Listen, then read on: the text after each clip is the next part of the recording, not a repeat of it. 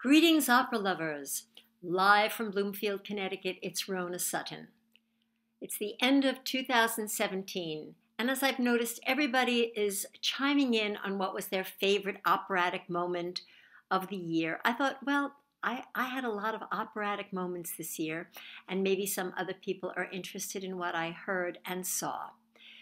So I saw an awful lot and listened a lot, and I decided to try to categorize how I experienced opera in various ways. You'll have to excuse me while I look at my little list because my memory isn't what it used to be, or my memory is never what it never was. Okay, so I saw several operas live in the house, meaning the Metropolitan Opera mainly.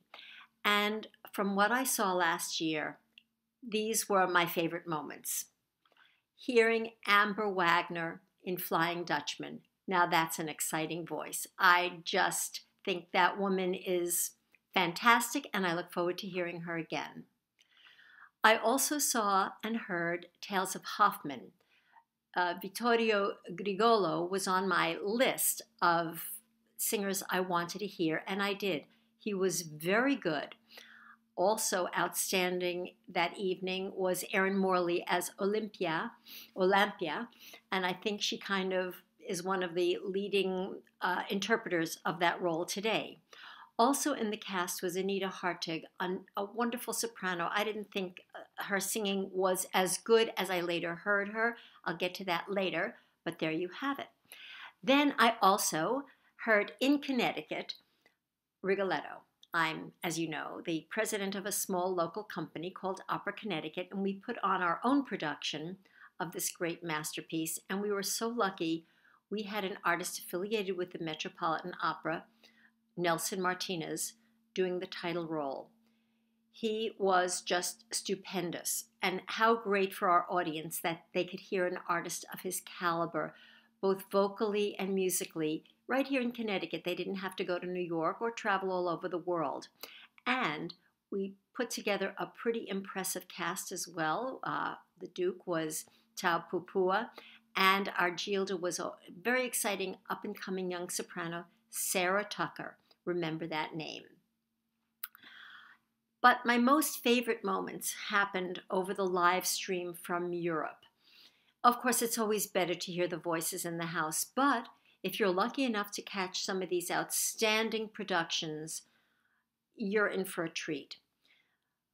It's hard to say which was my favorite, but perhaps it was the Tannhaueser from Munich. Great singing, great production. Highlighted by, when the overture was playing, they must have had 30 or 40 women, bare-breasted, archers. They were shooting at some kind of target. And from there, it was just a stunning production, whether you agreed with it or not. The last act was so moving when the singers who portrayed the characters in the opera, Anna Harteros and Klaus Florian Vogt, came out and had their tombstones with their real names on them, not their character names from the opera. And also in that opera is one of my very favorite singers, Christian Gerhard, a leading baritone in Europe. I'm not sure that he sings at the Met. I sure hope I can get to hear him live one day. But very close, a very close second, was the fabulous production of Marriage of Figaro, also with Mr. Gerhard as the Count. There were so many glorious moments of that production. The production was so clever. You would have had to have seen it, but one of the main premises was how the people kept getting smaller and the stage getting larger by just making the sets constantly bigger. It just brought the whole opera together, a beautiful production. It also featured names of singers I did not know, and I'm looking forward to hearing them in the future. Olga Kulczynska and Federica Lombardi playing the Countess and Susanna. Fabulous, very young. You'll hear about them later from me here. Then there were other outstanding live streams as well. Just this month, we had the most amazing Il Trittico, again from Munich. And wasn't it great for me that a friend of mine was in it, Martin Snell. He had a small role in Tabarro, and he was Simone in Gianni Schicchi. He was fantastic, of course, because he's my friend. But the other people in the cast were also amazing. Overall outstanding was the soprano, whose last name is Yaho, who sang Suor Angelica. She's just a phenomenal actress and a beautiful singer. I did not know some of the other singers, but they were great. And of course, many of you may remember that the tenor in Gianni Schicchi could not sing, Pavel Breslik, and had a young tenor sing from the sidelines. I can't remember his name, but he was wonderful and later appeared in the opera on stage, not just singing from the sidelights.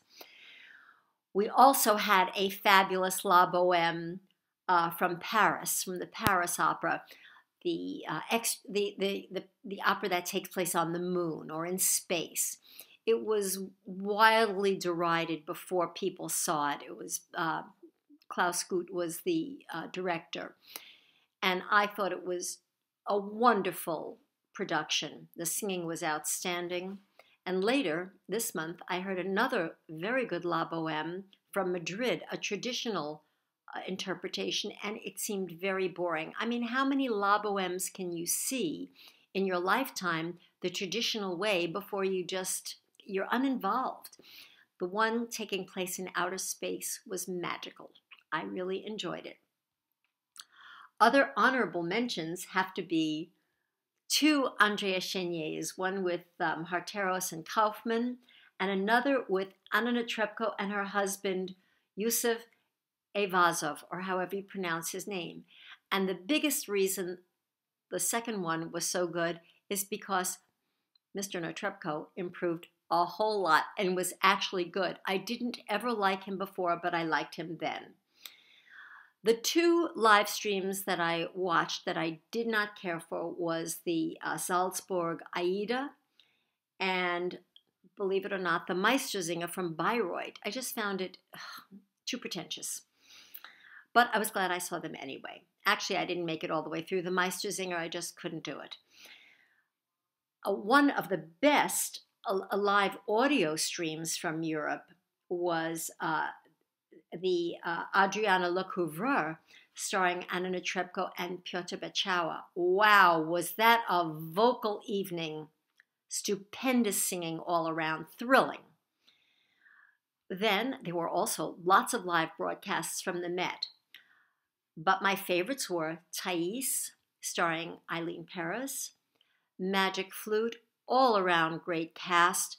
The Queen of the Night stole the show. Her last name, I believe, is Lewick. And Charles Castronovo as Tamino. Okay, like, why isn't this guy singing at the Met more? And the Pamina, so lovely. Golda Schultz, I believe, is her name. There were also other wonderful live streams. The Hansel and Gretel just recently was another outstanding evening, headed up by Lisette Oropesa, one of my very favorite sopranos. But the most interesting were the three broadcasts that I heard of Norma. Can you imagine one season having three legitimate Normas? I tried looking up in the database of the Met Archives as to who else has sung Norma at the Met. Well, from Rosa Poncel to Maria Callas, Inka Milanoff, of course, Joan Sutherland, Renata Scotto, a few names of people I've never heard of.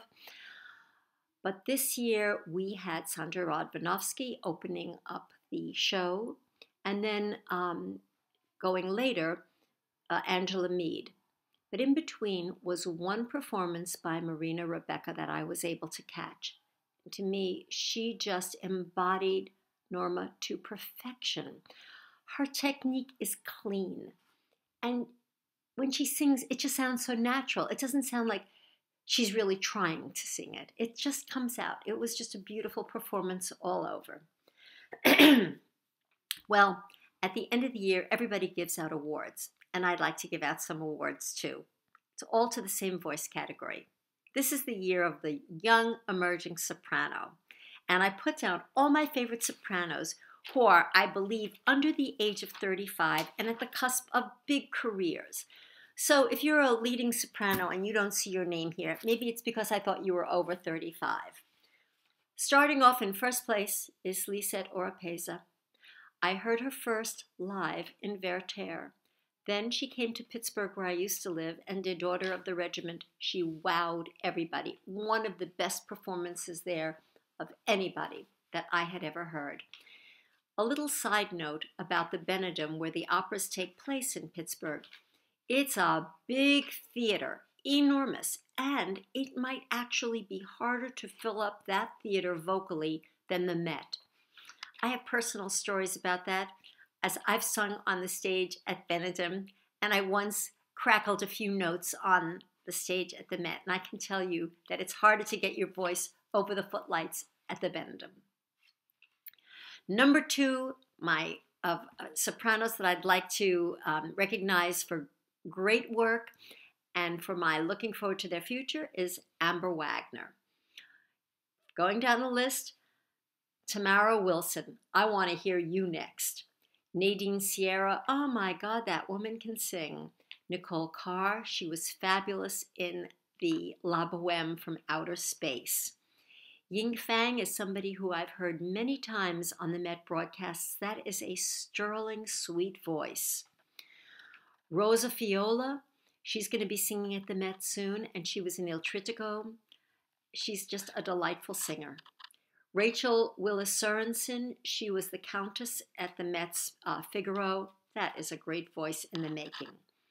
Then from the Figaro from Munich, we have Olga Kulczynska, a name I never heard of before. She sang Susanna in a cast of so many great singers. She was phenomenal. So remember that name. The Countess from that production was Federica Lombardi, an Italian singer. Beautiful.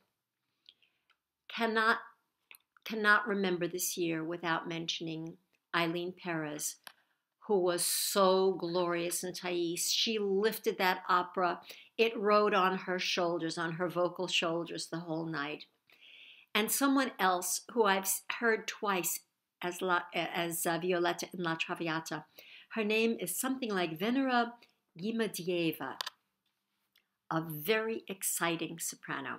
So there you have it, my year in a nutshell. I'm going to try to do something that has been requested of me, which is to make a little commentary about an older production, Lohengrin, the Rat production.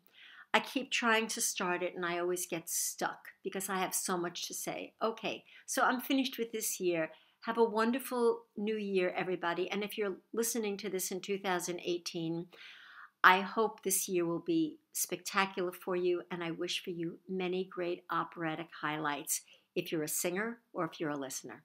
Bye.